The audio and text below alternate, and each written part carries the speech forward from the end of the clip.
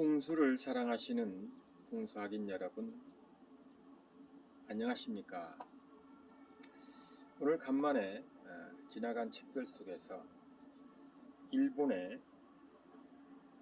노자키 미치히코, 이분이 한국에 와서 한국의 풍수사들을 만나고 글을 써서 이렇게 한국의 풍수사들의 현실에 대해서 이야기한 책들을 들춰보고 있는 중입니다. 말도 많고 탈도 많은 한국의 풍수, 이것이 왜 이렇게 아직도 정리가 안 되고 제도권에 완전한 정착을 못하고 있는 것인가 이렇게 생각해 보면 궁극적인 것은 우리들의 문제이지요. 풍수를 하는 사람들의 문제인 것은 분명합니다. 그러나 고려를 이어서 조선주에 와서도 풍수 과목은 음양과에 속해서 나라 살림에 중추를 이룬 부분은 분명합니다. 문제는 일제강점기를 거치면서도 나름 그 역할을 해왔던 풍수가 미군정기를 거치면서 친일을 했던 사람이 친미로 돌아서고 그 후손들이 미국에 유학을 다녀오면서 한국의 전통이라고 하는 것은 다 미신이고 그릇되고 잘못된 것으로 오인된 그것이 가장 큰 것이었습니다. 미군의 도움으로 한국이 발전한 것은 분명합니다. 그러나 전통의 묵살과 압살과 천시된 이 상황은 미군정기를 통해서 시작되었고 1980년대에 와서 신토부리가 등장하면서 한국의 풍수는 드디어 꿈틀하기 시작합니다.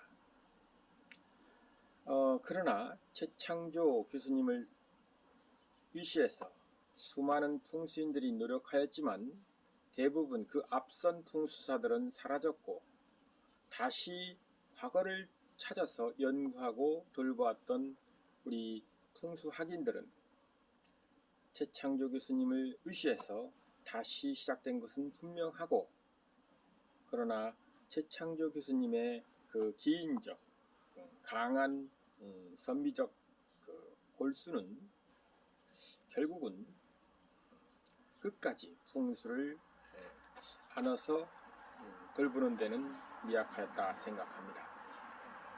그러나 최창조 교수님과 그 몇 분의 제자분들, 재원석 교수님, 성동환 교수님, 한동환 선생님, 이런 모든 분들의 역할이 부족했다는 것은 아니라 시기적으로 좀 더 발전적으로 움직였으면 하는 아쉬움이 남는 것은 사실입니다. 중도 안갑수는 사실 성동환 교수님을 지도 교수님으로 모시고 석사학위를 받았기 때문에 어찌 보면 최창조 교수님으로부터 이어진 사람으로 볼 수도 있습니다. 그러나 저는 조금은 제야에 가까운 성향을 가지고 있고, 엄밀히 말하면 제야와 제도권의 중간쯤인 사람으로 볼 수 있습니다. 안타까운 것은 아직도 풍수사의 모든 사람들이 과거의 어떤 전통적 사고에서 벗어나지도 않고 또 너무 현대적으로 앞서서 문제가 되는 경우도 있고, 실질적으로 풍수의 본질로 들어가서 이야기하는 부분은 적지 않나 이렇게 생각합니다. 그 중에 하나, 이 책에 나오는 풍수의 단맥설에 대한 이야기입니다. 최창조 교수님이나 모든 풍수의 연구를 하는 사람들은 단맥설이 일본의 고의적이고 의도적인 것이었느냐 하는 사실입니다. 이제 우리 한국은 먹고 살만하고 세계 선진국 대열에 들어서 있기 때문에 이제 학문적으로 제대로 가릴 것은 가릴 필요가 있다고 생각합니다. 풍수의 단맥은 약자의 어찌 보면 항변과 같은 것이 아니었나 이런 생각을 해봅니다. 물론 북악산의 새말뚝이라든가 몇 곳에 등장했다는 그런 것이 없었던 것은 아닙니다만은 일제에 강점한 한국은 당시에 그들은 그런 것보다도 빨리빨리 서둘러서 한국을 점령해서 새로운 세계로 나아가려고 하는 의욕이 강했던 시기가 됩니다. 그러므로 일제 단맥설에 대한 그런 부분이 확실하지 않을 때 너무 그쪽으로 몰아가서는 통수 확인으로서는 부족하다고 생각합니다. 사실 근자에 가본 김자진 장군 생가터 뒤로도 흙을 파내은 단맥을 한 그런 근거가 나왔다고 하나 아직 저로서는 단정지을 수 없다고 생각합니다. 물론 조선시대부터 단맥에 대한 그런 흔적은 많습니다.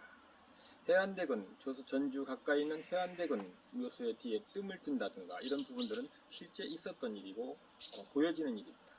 그러나 일제의 단맥설에 대한 것은 대부분이 근거가 아주 취약합니다. 그리고 이제 한국이 일본을 생각하는 마음도 바뀌어야 될 시기가 아닌가. 중국에 대한 생각도 다시 한번 생각해야 되는 시기가 아닌가 이런 생각을 합니다. 한국은 바라보기에 따라서 지리적 위치가 중국과 일본, 더 크게 보면 러시아, 오스트리아, 미국 이런 공간 속에 대륙도 아니고 바다도 아닌 해양 세력도 아닌 그 중간, 즉 반도적 위치에 존재하고 있습니다. 세계로 웅장히 뻗어나가야 될 이 대한민국이 아직도 과거의 사고에 집착해서 일본을 무시하고 중국을 무시하고 이런 개념들은 이제 지양해야 될 필요가 있습니다. 인류학적으로 보면 중국의 많은 사람들도 일본의 많은 사람들도 우리와 굉장히 밀접한 종족 개념이 됩니다.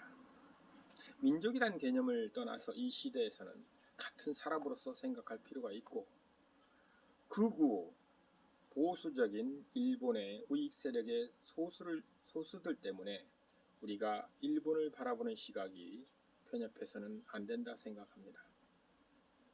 마찬가지로 중국을 보는 시각도 과거의 무조건적인 사대란 그 말로서 우리를 치부하고 있지만 조선이나 고려의 선비들은 외교관들은 꼭 그렇지만은 않았음을 우리는 역사에서 배웁니다. 그러므로 같은 사람으로서 세계를 향해서 나아갈 수 있는 반도적 지리적 위치 그 특질을 살려서 세계로 나아가는데 힘을 기울여야 할 것이라고 봅니다.